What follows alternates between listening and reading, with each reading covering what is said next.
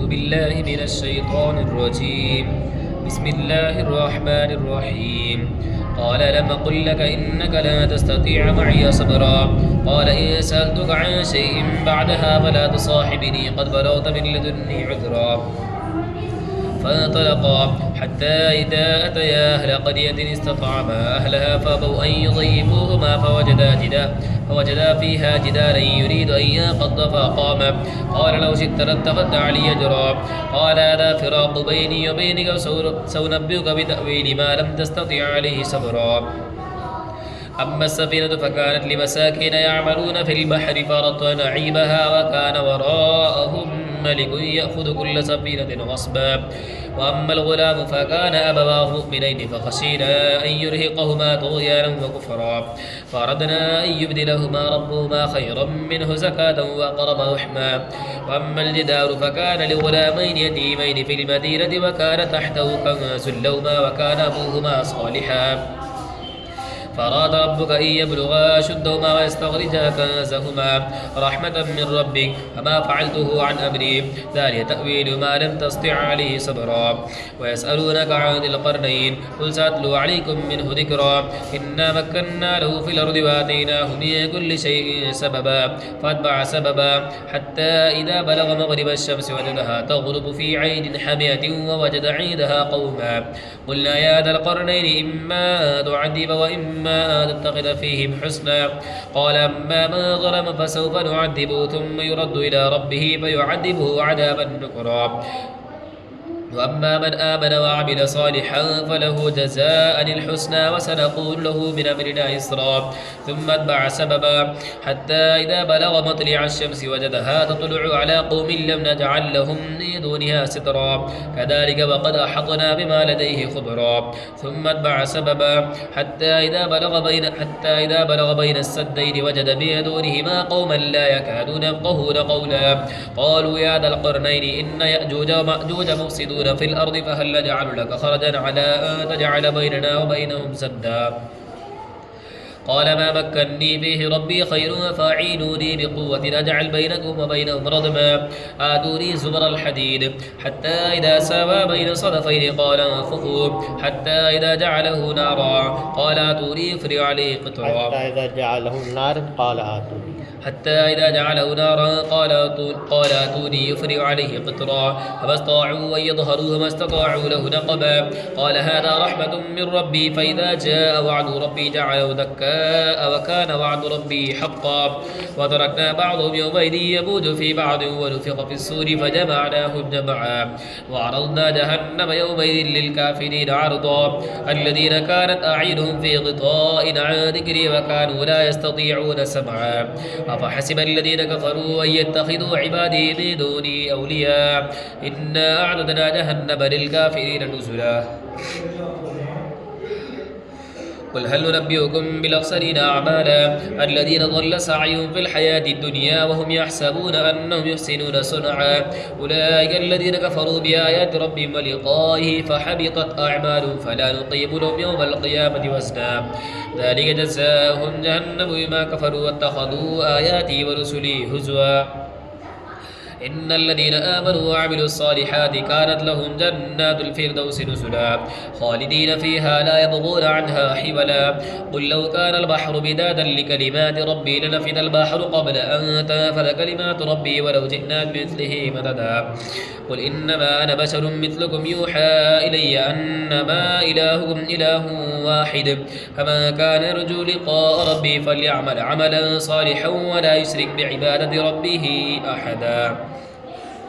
بسم الله الرحمن الرحيم. كافها يا عين صاد ذكر رحمة ربك عبده زكريا إن نادى ربه نداء خفيا قال رب إني وهن العظم مني واشتعل الرأس شيبا ولم أكن بدعائك رب شقيا وإني خفت الموالي من ورائي وكانت امرأتي عاقرا فهب لي من لدنك وليا يرثني ويرث من آل يعقوب واجعله ربي رضيا. يا زكريا إنا نبشرك بغلام اسمه يحيى لم نجعل له من قبل سميا. يحيى لم نجعل له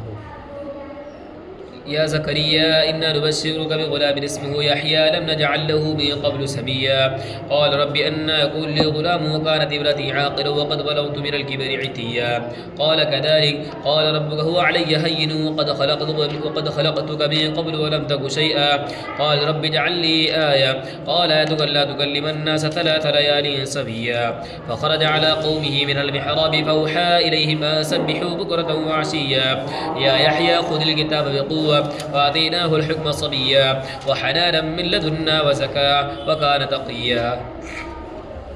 وبرا بوالديه ولم يكن جبارا عصيا وسلام عليه يوم ولد ويوم يموت ويوم يبعث حيا واذكر في الكتاب مريم إذ انتبذت من أهلها مكانا شرقيا فاتخذت من دونهم حجابا فأرسلنا إليها روحنا فتمثل لها بشرا سويا قالت إني أعوذ بالرحمن منك إن كنت تقيا قال إنما أنا رسول ربي ليهب لك غلاما زكيا قالت أن يكون لي غلام ولم يمسسني بشر ولم أك بغيا قال كذلك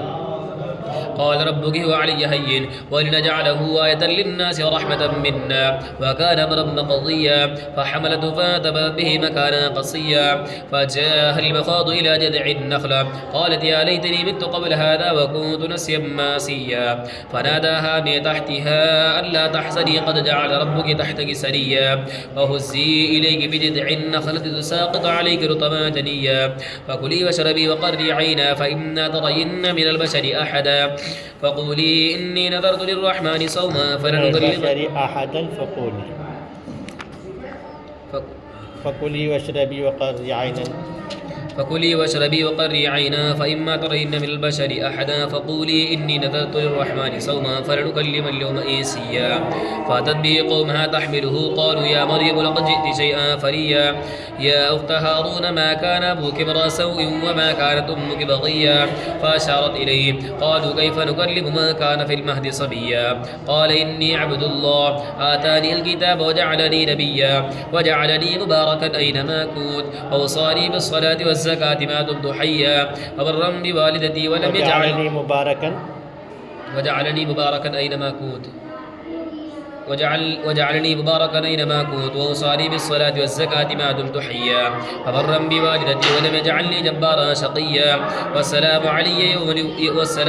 يوم ولدت ويوم أموت ويوم أبعث حيا ذلك عيسى بن مريم قول الحق الذي فيه يمترون ما كان لله أن يتخذ من ولد سبحانه إذا قضى أمرا فإنما يقول له كن فيكون وإن الله ربي وربكم فاعبدون هذا صراط مستقيم فاختلف الأحزاب من بين فويل للذين كفروا من مشهد يوم عظيم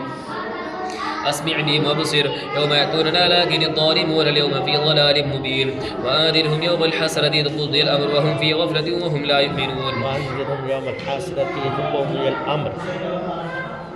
وآذرهم يوم الحسرة إذ قضي الأمر وهم في غفلة وهم لا يؤمنون إنا نحن نرث الأرض ومن عليها وإلينا يرجعون واذكر في الكتاب إبراهيم إنه كان صديقا نبيا إذ قال لأبيه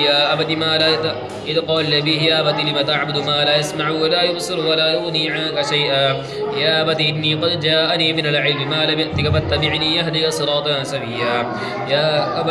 أبت لا تعبد الشيطان إن الشيطان كان للرحمن عصيا يا أبت إني أخاف أن يمسك عذاب من الرحمن فتكون للشيطان وليا قال راغب أنت عن آلهتي يا إبراهيم إن لم تنته لأرجمنك واهجرني مليا قال سلام عليك سأستغفر لك ربي إنه كان بي حفيا وأعتزلكم ما تدعون من دون الله وادعوا ربي عسى ألا أكون بدعاء ربي شقيا فلما اعتزلهم ما يعبدون من دون الله وهبنا له إسحاق ويعقوب لا يهبنا له فلما اعتزلهم وما يعبدون من دون الله وهبنا له إسحاق ويعقوب وكلنا جعلنا نبيا ووهبنا لهم من رحمتنا أخاه هارون نبيا ووهبنا لهم من رحمتنا وجعلنا لهم لسان صدق عليا وجعلنا لهم لسان صدق عليا واذكر في الكتاب موسى إنه كان مخلصا وكان رسولا نبيا وناديناه من جانب الطور الأيمن وقربناه نجيا ووهبنا له من رحمتنا أخاه هارون نبيا واذكر في الكتاب إسماعيل إنه كان صادق الوعد وكان رسولا نبيا وكان يأمر أهله بالصلاة والزكاة حنيفا وكان عند ربه مرضيا. واذكر في الكتاب إدريس إنه كان صديقا نبيا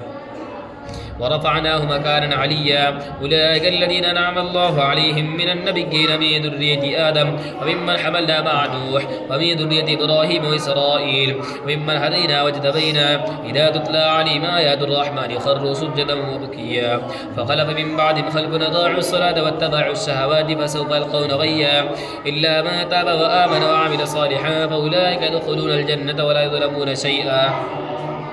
جنات عدن التي وعد الرحمن عباده بالغيب إنه كان وعده مأتيا. لا يسمعون فيها لغوا إلا سلاما ولو رزقوا فيها بكرة وعشيا. تلك الجنة التي نورث من عبادنا من كان تقيا. وما نتنزل إلا بأمر ربك له ما بين أيدينا وما خلفنا وما بين ذلك وما كان ربك نسيا. رب السماوات والأرض وما بينهما فاعبده واصطبر لعبادته هل تعلم له سميا. ويقول الإنسان وإذا ما مت لسوف أخرج حيا. أولا يذكر الإنسان أنا خلقناه من قبل ولم يك شيئا. وربك لنحشرنهم والشياطين ثم لنحضرنهم حول جهنم جثيا ثم لنازعن بكل شيعة أيهم أشد على الرحمن عتيا. ثم لنحن أعلم بالذين مولى بها صليا. وإن منكم إلا واردها كان على ربك حتما مقضيا. ثم ننجي الذين اتقوا ونذر الظالمين فيها جثيا. وإذا تتلى عليهم آياتنا بينات قال الذين كفروا للذين آمنوا أي الفريقين خير مقاما وأحسن نديا. وكما أهلكنا قبلهم من قرن هم أحسن أثاثا ورئيا. قل ما كان في الضلالة فليمدد له الرحمن مدا حتى إذا رأوا ما يوعدون إما العذاب وإما الساعة فسيعلمون من شر مكانا وضعف جنودا. ويزيد الله الذين اهتدوا هدى والباقيات الصالحات خير عند ربك ثوابا وخير مردا. أفرأيت الذي كفر بآياتنا وقال لأوتين مالا وولدا أطلع على الغيب أم اتخذ عند الرحمن عهدا. كلا سنكتب ما نقول ونمد له من العذاب مدا ونرثه ما يقول كلا سنكتب ما يقول ونمد له من العذاب مدا ونرث ما يقول ويأتينا فردا. واتخذوا من دون الله آلهة ليكونوا لهم عزا. كلا سيكفرون بعبادة ما يكونون عليهم ضدا. ألم تر أنا أرسلنا الشياطين على الكافرين تؤز مزا فلا تعجل عليهم إنما نعد لهم عدا. يوم نحشر المتقين إلى الرحمن وفدا ونسوق المجرمين إلى جهنم وردا. لا يملكون الشفاعة إلا من اتخذ عند الرحمن عهدا. وقالوا اتخذ الرحمن ولدا لقد جئتم شيئا إدا. تكاد السماوات يتفطرن منه وتنشق الأرض وتخر الجبال هدا أن دعوا للرحمن ولدا وما ينبغي للرحمن أن يتخذ ولدا. إن كل ما في السماوات والأرض إلا آتي الرحمن عبدا. لقد أحصاهم وعدهم عدا وكل ما آتيه يوم القيامة فردا. إن الذين آمنوا وعملوا الصالحات سيجعل لهم الرحمن ودا فإنما يسرناه بلسانك لتبشر به المتقين وتنذر به قوما جدا. وكما أهلكنا قبلهم من قرن هل تحس منهم من أحد أو تسمع لهم ركزا. بسم الله الرحمن الرحيم. طه ما أنزلنا عليك القرآن لتشقى إلا تذكرة لمن يخشى. طه ما أنزلنا عليك القرآن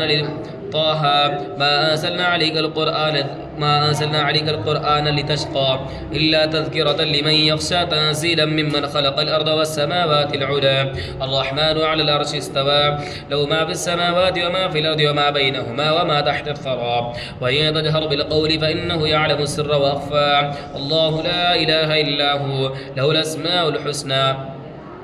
وهل أتاك حديث موسى إذ رأى نارا فقال لأهلهم كثوا إني آنست نارا لعلي يأتيكم منها بقبس أو أجد على النار هدى. فلما أتاها نودي يا موسى إني أنا ربك فاخلع عليك إنك بالوادي المقدس طوى. اذهب إلى فرعون إنك بالوادي المقدس طوى وأنا اخترتك فاستمع لما يوحى. إنني أنا الله لا إله إلا أنا فاعبدني وأقم الصلاة لذكري. إن الساعة آتية نكاد أخفيها لتجزى كل نفس بما تسعى فلا يصدنك عنها من لا يؤمن بها واتبع هواه فتردى. أما تلك بيمينك يا موسى قال هي عصاي أتوكل عليها وأهش على غنمي ولي فيها مآرب أخرى. قال القها يا موسى فالقاها فإذا هي حية تسعى. قال خذها ولا تخف سنعيدها سيرتها الأولى واضمم يدك إلى جناحك تخرج بيضاء من غير سوء آية أخرى لنريك من آياتنا الكبرى اذهب إلى فرعون إنه طغى قال رب اشرح لي صدري ويسر لي أمري واحلل عقدة من لساني يفقهوا قولي واجعل لي وزيرا من أهلي هارون أشدد به أزري وأشركه في أمري كي نسبحك كثيرا ونذكرك كثيرا إنك كنت بنا بصيرا قال قد أوتيت سؤلك يا موسى ولقد مننا عليك مرة أخرى إذا أوحينا إلى أمك ما يوحى أن اقذفي بالتابوت فاقذفيه في اليم فليلقه اليم بالساحل يأخذه عدو لي وعدو له والقيت عليك محبة مني ولتصنع على عيني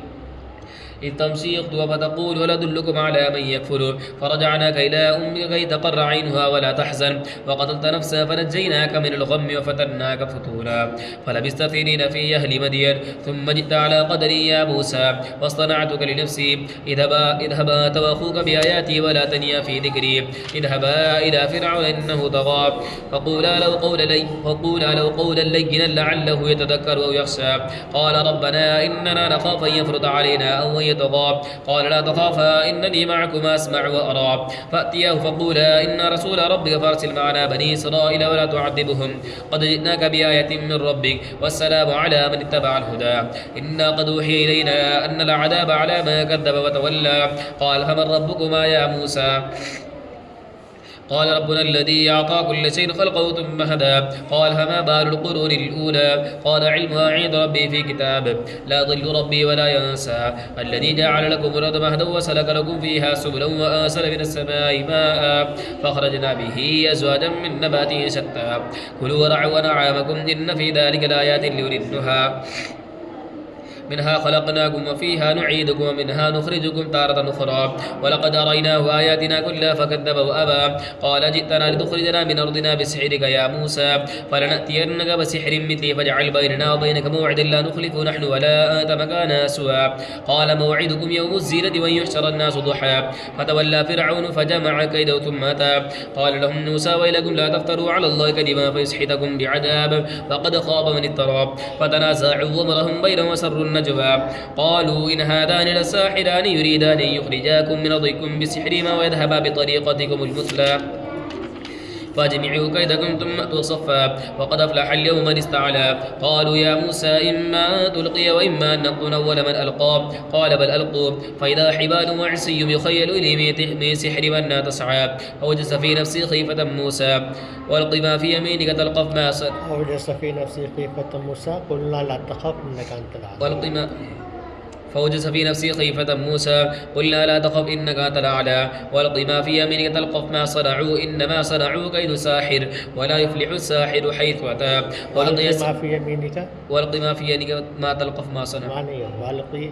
ما في يمينك تلقف ما صنعوا والق ما في يمينك تلقف ما صنعوا إنما صنعوا كيد ساحر ولا يفلح الساحر حيث أتى فألقي السحرة سجدا قالوا آمنا برب هارون وموسى قال آمنتم له قبل أن آذن لكم إنه لكبيركم الذي علمكم السحر ولأقطعن أيديكم وأرجلكم من خلاف ولأصلبنكم في جذوع النخل ولتعلمن أينا أشد عذابا وأبقى قالوا لن نؤثرك على ما جاءنا من البينات والذي فطرنا فاقض ما أنت قاض إنما تقضي هذه الحياة الدنيا إنا آمنا بربنا ليغفر لنا خطايانا وما كرهتنا عليه من السحر والله خير وأبقى إنه من يأتي ربه مجرما فإن له جهنم لا يموت فيها ولا يحيا ومن يأتي مؤمنا قد عمل الصالحات فأولئك لهم الدرجات العلى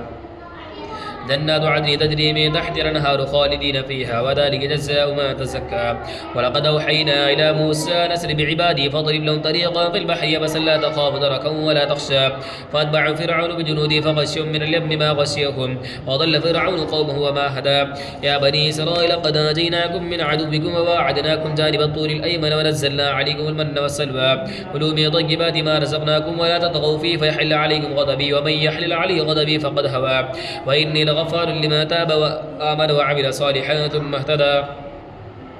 وما أعجلك عن قومك يا موسى قال هم أولئك على أثري وعجلت إليك ربي لترضى قال فإنا قد فتنا قومك من بعدك وضلهم السامري فرجع موسى إلى قومه غضبان أسفا قال يا قوم ألم يعدكم ربكم وعدا حسنا أفطال عليكم العهد ومرضتم أن يحل عليكم غضب من ربكم فأخلفتم موعدي قالوا ما أخلفنا موعدك بملكنا ولكننا حملنا أوزارا من زينة القوم فقذفناها فكذلك ألقى السامري فخرج لهم عجلا جسدا له خوار فقالوا هذا إلهكم وإله موسى فنسي أفلا يرون ألا يرجع إليهم قولا ولا يملك لهم ضرا ولا نفعا ولقد قال لهم هارون من قبل يا قوم إنما فتنتم به وإن ربكم الرحمن فاتبعوني وأطيعوا أمري قالوا لن نبرح عليه عاكفين حتى يرجع إلينا موسى قال يا هارون ما منعك إذ رأيتم ضلوا ألا تتبعن أفعصيت أمري قال يا ابن أم لا تأخذ بلحيتي ولا برأسي إني خشيت أن تقول فرقت بين بني إسرائيل ولم ترقب قولي قال فما خطبك يا سامري قال بصرت بما لم يبصروا به فقبضت قبضة من أسر الرسول فنبذتها وكذلك سولت لي نفسي قال فاذهب فإن لك في الحياة أن تقول لا مساس وإن لك موعدا لا تخلف وانظر إلى إلهك الذي ظلت عليه عاكفا لنحرقنه ثم لناسفنه في اليم نسفا إنما إلهكم الله الذي لا إله إلا هو وسع كل شيء علما كذلك نقص عليك من أنباء ما قد سبق وقد آتيناك من لدنا ذكرا من أعرض عنه فإنه يحمل يوم القيامة وزرا خالدين فيه وسألهم يوم القيامة حملا يوم ينفخ في الصور ونحشر المجرمين يومئذ زرقا يتخافتون بينهم إن لبثتم إلا عشرا نحن أعلم ما يستمعون به إذ يستمعون إليك وإذ النجوى نحن أعلم ما يستمعون بما يقولون نحن أعلم ما يقولون إذ يقول أمثل طريقة إن لبثتم إلا يوما ويسألونك عن الجبال فقل ينسفها ربي نسفا فيذرها قاعا صفصفا لا ترى فيها عوجا ولا أمتا يومئذ يتبعون الداعي لا عوج له وخشعت الأصوات للرحمن فلا تسمع إلا همسا يومئذ لا تنفع الشفاعة إلا من أذن له الرحمن ورضي له قولا يومئذ لا تنفع الشفاعة إلا من أذن له الرحمن ورضي له قولا يعلم ما بين أيديهم وما خلفهم وعنت الوجوه الحي القيوم يعلم ما بين أيديهم وما خلفهم ولا يحيطون به علما يعلم ما بين أيديهم وما خلفهم ولا يحيطون به علما وعنت الوجوه للحي القيوم وقد خاب من حمل ظلما ومن يعمل من الصالحات وهو مؤمن فلا يخاف ظلما ولا هضما وكذلك أنزلنا قرآنا عربيا وصرفنا فيه من الوعيد لعلهم يتقون أو يحدث لهم ذكرا فتعالى الله الملك الحق ولا تعجل بالقرآن من قبل أن يقضى إليك وحيه وقل رب زدني علما ولقد عهدنا إلى آدم من قبل فنسي ولم نجد له عزما وإذ قلنا للملائكة اسجدوا لآدم فسجدوا إلا إبليس أبى فقلنا يا آدم إن هذا عدو لك ولزوجك فلا يخرجنكما من الجنة فتشقى إن لك ألا تجوع فيها ولا تعرى وأنك لا تظمأ فيها ولا تضحى فوسوس إليه الشيطان قال يا آدم هل أدلك على شجرة الخلد وملك لا يبلى فكلا منها فبدت لهما سوآتهما طفقا يخصفان عليهما من ورق الجنة وعصى آدم ربه فغوى ثم اجتباه ربه فتاب عليه وهدى قال اهبطا منها جميعا بعضكم لبعض عدو فإما يأتينكم مني هدى فمن اتبع هداي فلا يضل ولا يشقى ومن أعرض عن ذكري فإن له معيشة ضنكا ونحشر يوم القيامة أعمى قال رب لم حشرتني أعمى وقد كنت بصيرا قال كذلك أتتك آياتنا فنسيتها وكذلك اليوم تنسى وكذلك نجزي من أسرف ولم يؤمن بآيات ربه ولعذاب الآخرة أشد وأبقى أفلم يهد لهم كما أهلكنا قبلهم من القرون يمشون في مساكنهم إن في ذلك لآيات لأولي النهى ولولا كلمة سبقت من ربك لكان لزاما وجل مسمى فاصبر على ما يقولون وسبح بحمد ربك قبل طلوع الشمس قبل غروبها ومن آناء الليل فسبح وأطراف النهار لعلك ترضى ولا تمدن عينيك لا متعنا به أزواجا منهم زهرة الحياة الدنيا لنفتنهم فيه ورزق ربك خير وأبقى وأمر أهلك بالصلاة واصطبر عليها لا نسألك رزقا نحن نرزقك والعاقبة للتقوى قالوا أوذنا من قبل أن تأتينا وقالوا لولا يأتينا بآية من ربه ولم تأتهم بينة ما في الصحف الأولى ولو أنا أهلكناهم بعذاب من قبل لقالوا ربنا لولا أرسلت إلينا رسولا فنتبع آياتك من قبل أن نذل ونخزى قل كل متربص فتربصوا فستعلمون من أصحاب الصراط السوي ومن اهتدى بسم الله الرحمن الرحيم اقترب للناس حسابهم وفي غفلة معرضون ما يأتيهم من ذكر من ربهم محدث إلا استمعوه وهم يلعبون لاهية قلوبهم وسر النجوى الذين ظلموا هل هذا إلا بشر مثلكم أفتأتون السحر وأنتم تبصرون قال ربي يعلم القول في السماء والأرض وهو السميع العليم بل قالوا أضغاث أحلام بل افتراه بل هو شاعر فليأتنا بآية كما أرسل الأولون ما آمنت قبلهم من قرية أهلكناها فهم يؤمنون وما أرسلنا قبلك إلا رجالا نوحي إليهم فاسألوا أهل الذكر إن كنتم لا تعلمون وما جعلناهم جسدا لا يأكلون الطعام وما كانوا خالدين ثم صدقناهم الوعد فآتيناهم من نشاء وأهلكنا المسرفين لقد أنزلنا إليكم كتابا فيه ذكركم فلا تعقلون وكم قصمنا من قرية كانت ظالمة وأنشأنا بعدها قوما آخرين فلما أحسوا بأسنا إذا هم منها يركضون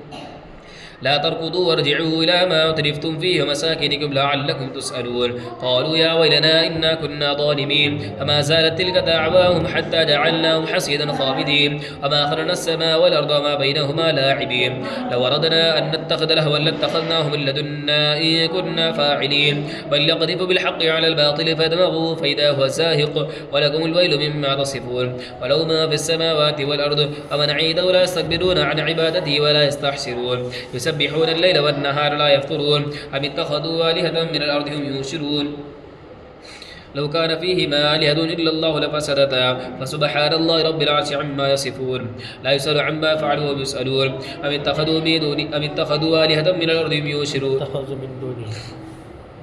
أم اتخذوا من دوني آلهة قل هاتوا برهانكم هذا ذكر من معي وذكر ما قبلي بل أكثرهم لا يعلمون الحق فهم معرضون وما أرسلنا من قبل من رسول إلا نوحي إليه أنه لا إله إلا أنا فاعبدون وقالوا اتخذ الرحمن ولدا سبحانه بل عباد مكرمون لا يسبقونه بالقول وهم بأمره يعملون يعلم ما بين أيديهم وما خلفهم ولا يشفعون إلا لمن ارتضى وهم من خشيته مشفقون ومن يقل منهم إني إله من دونه فذلك نجزيه جهنم كذلك نجزي الظالمين أولم يرى الذين كفروا أن السماوات والأرض كانتا رتقا ففتقناهما وجعلنا من الماء كل شيء حي أفلا يؤمنون وجعلنا في الأرض رواسي تميد بهم وجعلنا فيها فجاجا سبلا لعلهم يهتدون وجعلنا السماء سقفا محفوظا ومعن آياتها معرضون هو الذي خلق الليل والنهار والشمس والقمر كله في فلك يسبحون وما جعلنا لبشر من قبلك الخلد أفإن مت فهم الخالدون كل نفس ذائقة الموت ونبلوكم بالشر والخير فتنة وإلينا ترجعون وإذا رآك الذين كفروا يتخذونك إلا هزوا هذا الذي يذكر آلهتكم وهم بذكر الرحمن هم كافرون خلق الإنسان من عجل سأريكم آياتي فلا تستعجلون يقولون متى هذا الوعد إن كنتم صادقين لو يعلم الذين كفروا حين لا يكفون عن وجوههم النار ولا عن ظهورهم ولا هم ينصرون